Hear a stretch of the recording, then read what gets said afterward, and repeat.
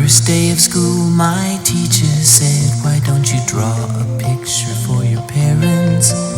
So I drew a picture of an alligator and I named him Terrence. When I gave that picture to my mom, she said, "I love pink alligators." Then she bought some magnets and she put my picture on the refrigerator. And she said she put it there so that everyone would see how much she liked my picture and how proud she is of me.